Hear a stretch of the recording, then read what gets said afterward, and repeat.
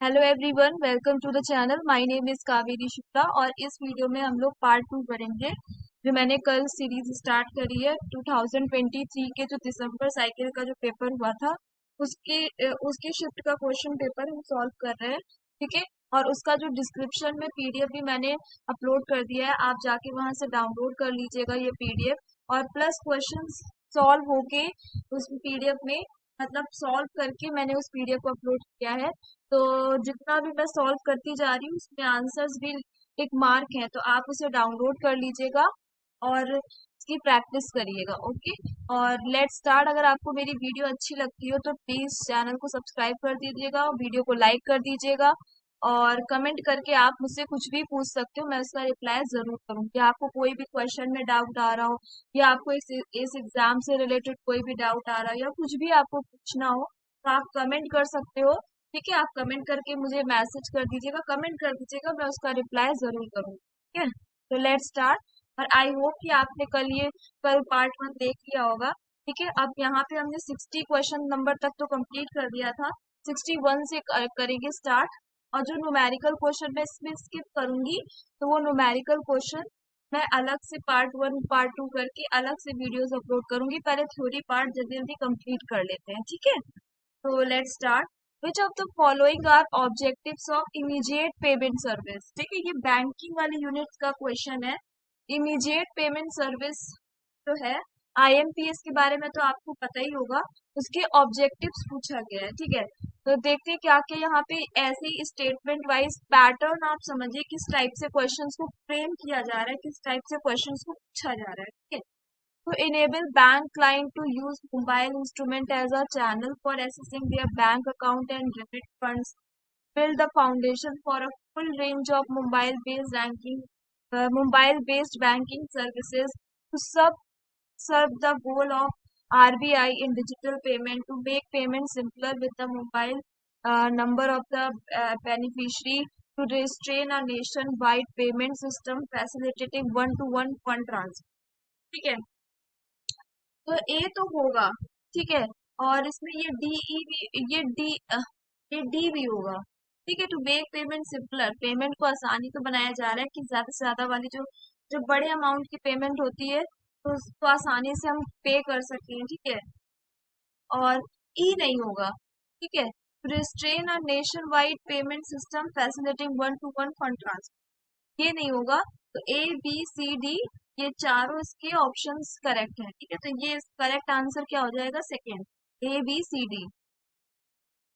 तो next question देखते हैं। Question number 62। क्वेश्चन नंबर 62 में क्या बताया जा रहा है? In which ratio will the remaining partners compensate the retiring partner for a share of good. ये यूनिट 2 का क्वेश्चन है, अकाउंटिंग एंड ऑडिटिंग का। ठीक है। जिसमें आपको गुडविल के बारे में पूछा गया है।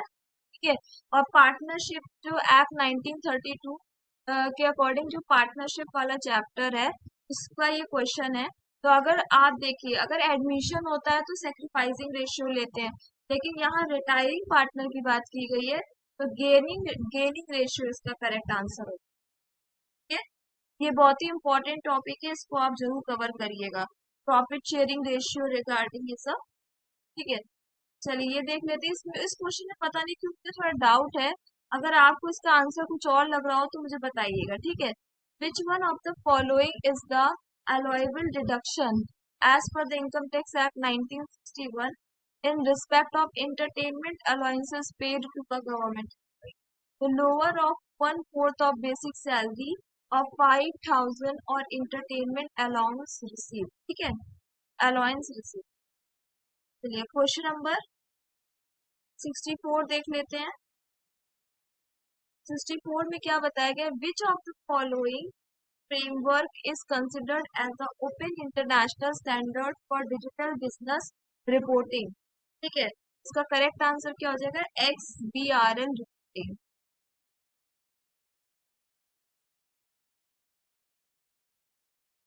चलिए क्वेश्चन नंबर 65 देख लेते हैं।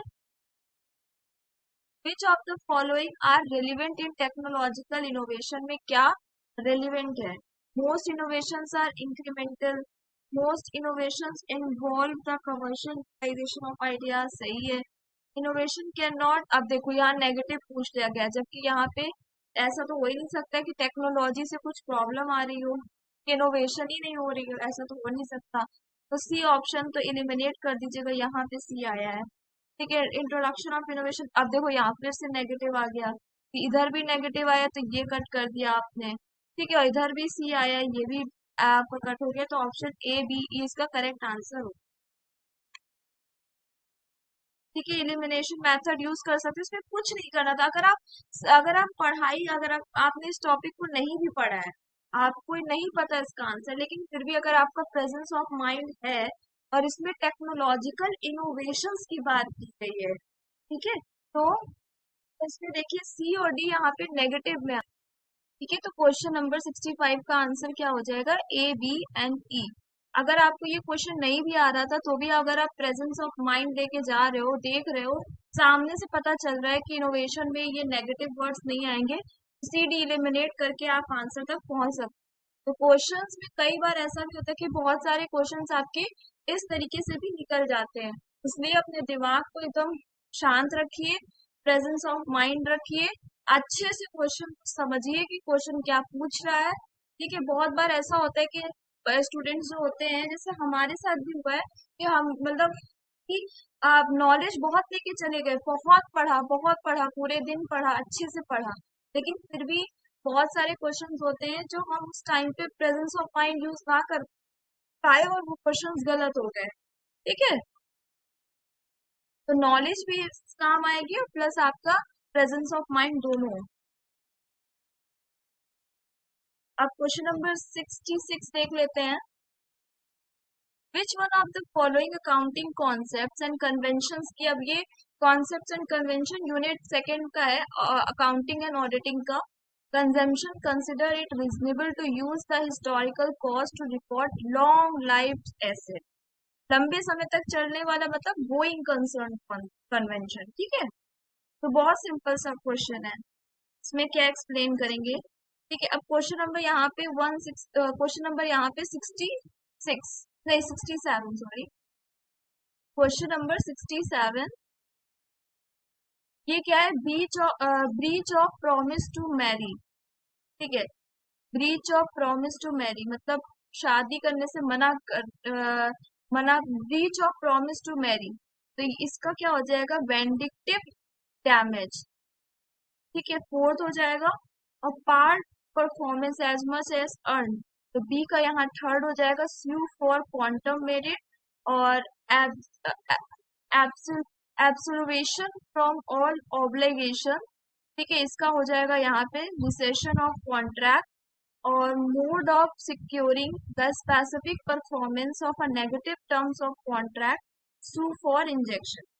ठीक है, इसका करेक्ट आंसर क्या हो जाएगा, 1।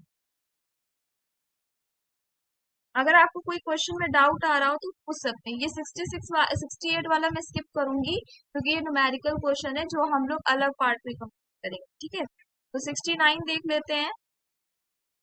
69 में क्या पूछा है, which one of the following believes and behaviour does not characterise collectivism. Collectivism को क्या करेक्टराइज नहीं करता है, इंडिविजुअल। अब कलेक्टिविज्म मतलब कलेक्ट इकट्ठा होना ना, अब यहाँ पे इंडिविजुअल एक पर्सन के ओपिनियन की बात की गई है, तो ये हमारा नहीं होगा, are independent of collective opinion. ठीक है, ये गलत हो। अब देख लेते हैं 70, question number 70, the time dimension, A का यहाँ पे फोर्थ हो जाएगा, cross sectional study, purpose of study, B का हो जाएगा यहाँ पे third, descriptive study, topical scope of the study, C का हो जाएगा second, statistical study, the degree to which the research question has been crystallised, explorative study. ठीक है, करेक्ट आंसर इसका थर्ड हो जाएगा। अगर आपको कुछ और लग रहा हो तो मुझे बता सकते हैं, कमेंट बॉक्स में आप पूछिएगा अगर कोई भी डाउट आ रहा हो। ठीक है, वंस अब यहाँ पे 71 क्वेश्चन नंबर देखेंगे, sequentially arrange the following impacts of the evolving global monetary system on the economics. ठीक है, तो हमें यहाँ पे अरेंज करना है। पहले तो increase world trade with limited capital flows आएगा। ठीक है, फिर ई आ जाएगा, industrial economics increasingly open and emerging Nations open slowly और एक्सपैंड ओपन इकोनॉमिक्स, फिर प्रोटेक्शनिज्म एंड नेशनलिज्म, फिर capital flows driving economic development. ठीक है, इसका करेक्ट आंसर थर्ड हो जाएगा। फिर देखते हैं क्वेश्चन नंबर 72। यहाँ पे मैंने ईयर्स भी लिख दिए, यहाँ पे क्रोनोलॉजी बेस्ड क्वेश्चन है। गेट और डब्ल्यूटीओ की क्रोनोलॉजी पूछी गई है, मल्टीलेटरल ट्रेड नेगोशिएशन। ठीक है, तो कनाडा पहले तो देख लेते हैं। कनाडा जो है, कनाडा यहाँ पे 1964 से 67 तक है। दोहा अभी प्रेजेंट में चल भी रहा है, 2001 से हुआ था। एनएससी 1949 में, टर्क्यू 1950 टू 51 में, टोक्यो 1973 टू 79। सबसे प्रेजेंट में अगर दोहा है तो ये ऑप्शन तो कट हो गए हैं। ठीक है, और फिर उसके बाद यहाँ पे देखते हैं कि डी होगा कि सी होगा। तो सबसे पहले तो एनएससी आया, फिर टर्की आया ना, तो ऑप्शन नंबर फर्स्ट यहाँ पे करेक्ट हो जाएगा। ठीक, अब यहाँ पे देख लेते हैं क्वेश्चन नंबर 73। क्वेश्चन नंबर 73 में क्या दिया है? In order to conduct exploratory data analysis, which of the following are used by a researcher in the 5-number summary? ठीक है, तो median, first quartile, third quartile, smallest and largest value. ठीक है, mean नहीं होगा।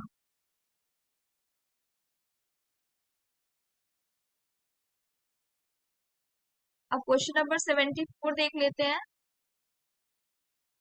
Arrange the following group members' behavior outcomes in a sequence as per succession stages of group building axis. पहले Agar and Anicius gather data about similarities and differences among members and keep things simple. फिर upset and depressed, less dissatisfied and a feeling of belonging to the group. Confront the differences, feel angry or frustrated, lot of competition and hostilities.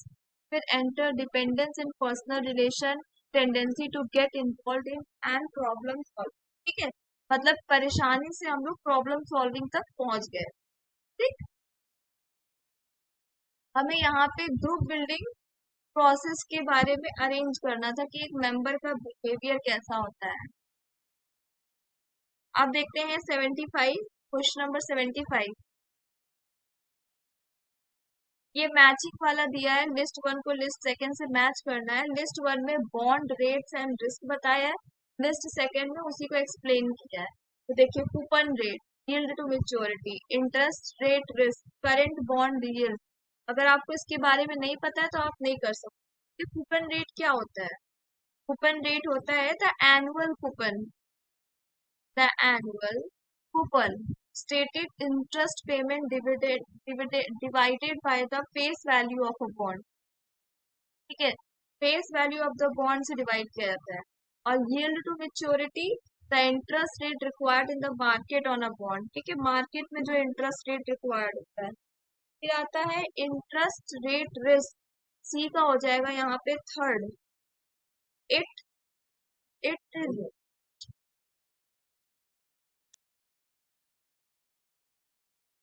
ठीक है, interest rate risk यहाँ पे सी का third हो जाएगा। It it generates and originate from fluctuating interest rate. Current bond yield D का second हो जाएगा। It is obtained by dividing annual coupon bye bond price, annual coupon bye bond price. ठीक है, तो that's it for today. Thanks for watching my video. अगर आपने यहाँ तक मेरी वीडियो देखी हो तो उसके लिए थैंक्स। और ऐसी ही यहाँ पे वीडियोस अपलोड होती रहेंगी। ठीक है, जो भी स्टूडेंट्स कॉमर्स के हैं, ये इस चैनल से कनेक्ट होना चाहते हैं तो प्लीज चैनल को सब्सक्राइब कर दीजिएगा, बेल आइकन हिट कर दीजिएगा और इस वीडियो को लाइक भी कर दीजिएगा। अगर आपको इस वीडियो में कुछ भी हेल्प मिल रही हो, कोई भी प्रॉब्लम आपकी सॉल्व हो रही हो, तो वीडियो को लाइक कर दीजिएगा और कमेंट करके आप कुछ भी मुझसे पूछ सकते हैं। Thank you so much.